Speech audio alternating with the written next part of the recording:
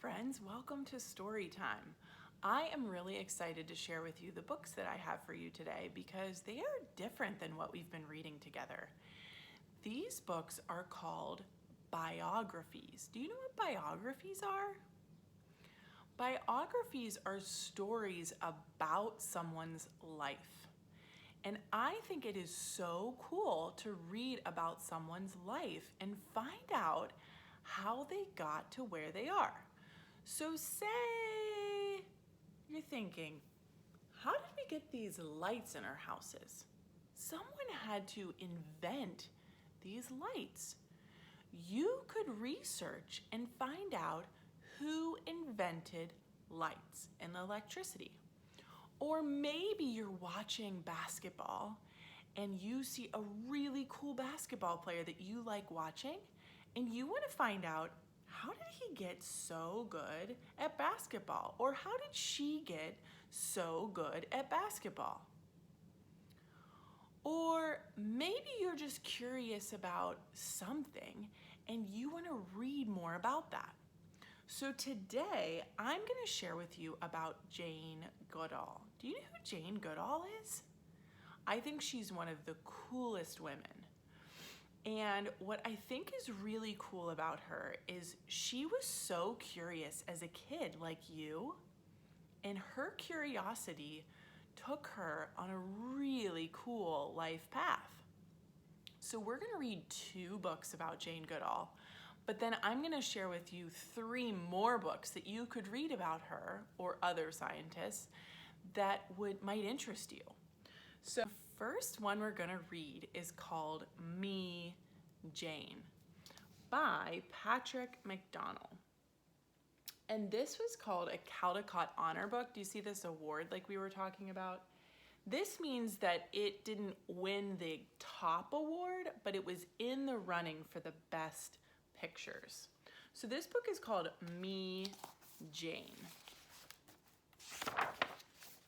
Look at this real picture of Jane. Do you see her? And she's holding a stuffed gorilla.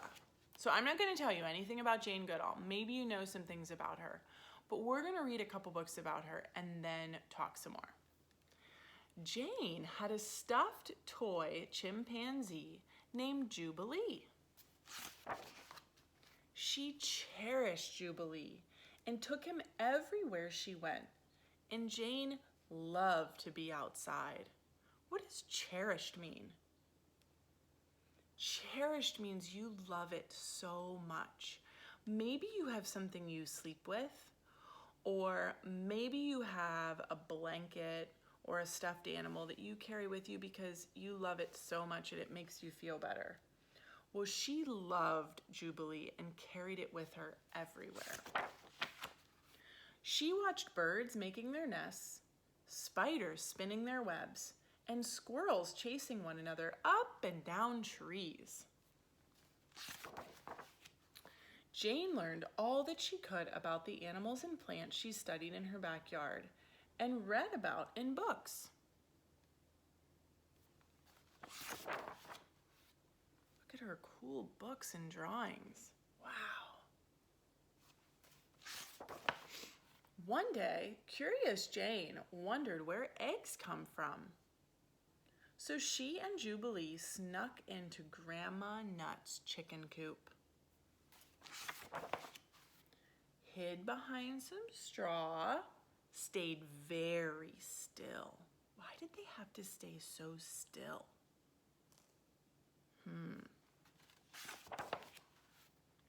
And observed the miracle.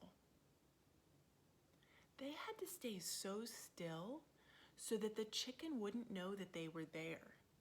Because if an animal knows that you're there, they might not act the same. It was a magical world full of joy and wonder, and Jane felt very much part of it. Jane often climbed her favorite tree, which she named Beech. She would lay her cheek against its trunk and seem to feel the sap flowing beneath the bark. Do you see her? Do you see Jubilee hanging from her back? Jane could feel her own heart beating, beating, beating.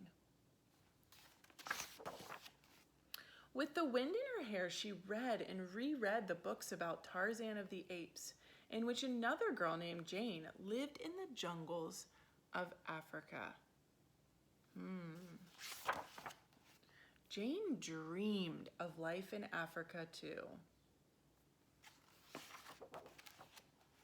A life living with and helping all animals. Do you see how she was so curious from a young age about animals? At night, Jane would tuck Jubilee into bed, say her prayers, and fall asleep. To awake one day, can you see that she's so much older now? To her dream come true. Can you see that picture of Jane? But that's not her stuffed chimpanzee, is it? That's a real chimpanzee. And in the back, you can read even more about Jane. So we know that Jane was curious as a child about animals. And we know that she loved her chimpanzee. And then we know as a grown-up, she lived somewhere else and she's holding a chimpanzee's hand. So how do you think she got there? Let's keep reading to find out. This is called The Watcher. And in the last book we read, we learned that she liked to sit very still and watch animals. So this is Jane Goodall's life with the chimps. Let's see what story this book tells. Jane, where are you? Jane, can you hear me? Everyone had been searching for hours and hours looking for Valerie Jane Goodall. From the hen house, Jane came running to her mother shouting, "I know how an egg comes out." At 5 years old, Jane was already a watcher. So that must be true about her life, that she liked to really watch the animals around her, especially the chickens in the chicken coop. Jane watched all the animals in her world, big and small, earthworms, insects, birds, cats, dogs, and horses. Jane quietly watched an English robin at her window for days and weeks. She saw him come close, closer, then into her room to eat some crumbs off her head. When spring came, the robin even built a nest in Jane's bookcase. Wouldn't that be so cool? Perched high in her favorite beech tree, Jane read about Dr. Dolittle talking to the animals and Tarzan living with the apes in Africa.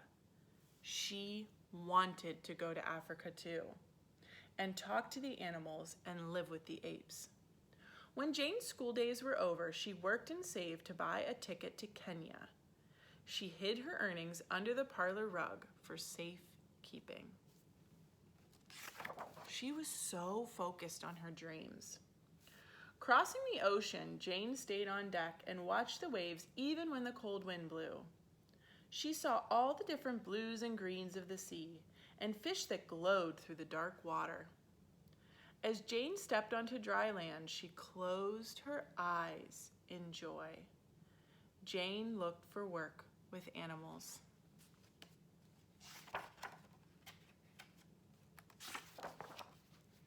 A famous scientist, Louis Leakey, was looking for someone to watch and study chimpanzees, to help us understand the animal most like us. So, as you know, you've probably gone to the zoo. There are so many different types of animals. But scientists know that chimpanzees are the most like humans. They're the most like us. So they wanted to study that animal even more to find more out about them. Would Jane be interested? Yes, she would. Jane traveled to the place in Tanzania where the chimps lived, Gombe. I wanted to learn that no one else knew, what no one else knew, to uncover secrets, she wrote. She set up camp far from any human dwelling. That first night, Jane lay awake listening to new sounds. The croak of a frog, the hum of crickets, the laugh of a hyena, the hoot of an owl, and looking up at the stars, she knew she was home. At dawn, Jane walked into the forest. Up high, she found a peak to watch from. Every day, she climbed the peak to look for chimps. But though she could hear their pant-hoot calls to one another, she didn't see them. Sometimes I can hear birds, like I can actually hear birds outside right now, but I can't see them. So she could hear the chimpanzees, but she couldn't see them. Jane walked down into the forest, hoping a chimp would appear. Still, the cautious chimps stayed hidden. Secretly, they watched Jane. When will I see a chimp, she wondered. Then Jane fell ill with malaria. Lying in her tent, burning with fever, she almost lost hope. But when the fever left her body, she tried again to get close to the chimps. More weeks and months passed till one day the chimps let Jane see them. She stayed in the background, never hid, acted uninterested, and quietly watched. Now Jane watched every day, all day, even huddled in the rain. See, she likes to go outside in the rain too. Not look for shelter as we do, and she kept notes about it all. You have to be patient if you want to learn about animals, she wrote. Some nights Jane even slept on the peak to be near the tree where the chimps were sleeping. She woke at dawn and saw them slowly rise from their nests, sit for a spell, then go off to find food. Jane named the chimps. To her, each one was different, just like us. A gray-bearded chimp was the first to approach Jane. She named him David Graybeard. David Graybeard he has taken bananas from my hand. So gently, no snatching, she wrote. David Graybeard let Jane come close. She watched him shape a stick into a tool to dig for termites. Before this, nobody knew that wild animals made tools. She watched David Graybeard eat meat. Before this, everybody thought chimps ate only plants. So just from watching, she is learning so much. And because David Graybeard trusted Jane, now the other chimps let Jane come close too. Chimps all around me. What a day. Chimps near, chimps far, old men, young men, ladies, children, babies, teenagers. The lot, she wrote. Jane watched the chimps when they were happy. She watched them hold hands and hug and kiss and laugh just like us. Jane watched the chimps when they were angry or scared and their hair stood on end. She saw them swagger and throw tantrums and kept out of the way. Jane watched the chimps at the Kakombe waterfall, leaping and swinging in awe and wonder at the tumbling water. At night, after a supper of beans and tomatoes and onions, Jane listened to Mozart and Bach as she wrote up her notes from the day. Years of notes were piled high everywhere. Can you see all those notes piled high? Jane needed help, and so assistants came to watch and write. One day, Jane sadly left Gombe. All across Africa, forests were being cut down and the chimps were losing their home. Poachers were shooting grown chimps and kidnapping their babies to sell to laboratories, to the circus, and as pets. Jane's beloved chimpanzees were in danger of becoming extinct. They needed Jane to speak for them. So she left not to leave the chimps, but to work hard to save them. Jane hated to leave her friends, but she knew she must. She traveled to big cities and small towns, the world over, month after month, year after year, asking for help to save the chimps in the forest.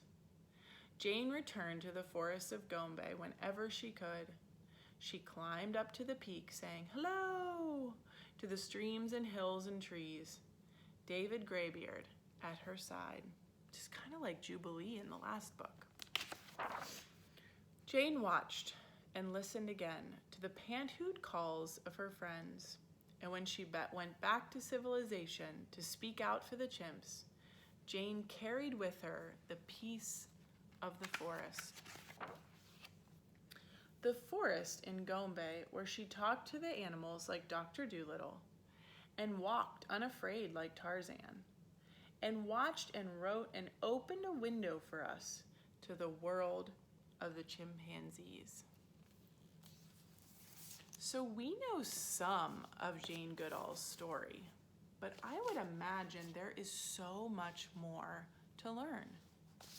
And so if you're curious about Jane Goodall, there is Who is Jane Goodall? I love these books. You can pretty much find a book on anyone that you want to read about with Who is Jane Goodall. I love these books. These are books called Ordinary People Change the World. And this is I Am Jane Goodall. And what I love about it is they're kind of written a little bit like cartoons and comics with all the word bubbles. And so these are really fun. And there's a lot of really cool people you can read about too. And then this is a really big book called Lives of the Scientists. And you can learn about all kinds of scientists like Einstein, Marie Curie, Galileo, Isaac Newton, Charles Darwin, really cool people, including Jane Goodall. She's in this book as well. But I am going to give you 2 assignments between now and the next time I see you. So one is, I want you to be a watcher. I want you to get a piece of paper and a pencil and maybe some crayons or colored pencils, and I want you to go outside and pick an animal and watch. I have a little boy and he loves to look out our front window and watch the birds. He watches them hop around. He watches them pull worms out of the ground for breakfast. He watches them interact with each other. There are so many cool animals to watch right in front of our eyes, and so I want you to do that, and I want you to take notes or draw a picture and see what you learn. Jane learned just from watching, and so I want you to watch an animal. And then my other assignment for you is I want you to pick someone that you're curious about, and I want you to read more about them. I want you to see if you can find a book or something else you can learn about them. And I want you to maybe write or draw a picture of that person that you're learning about. So you have 2 assignments from me this week: to watch an animal or something outside, and I want you to read another biography about someone, because you can learn something so cool about someone's life. Thank you for joining me for story time, and I can't wait to see you next time.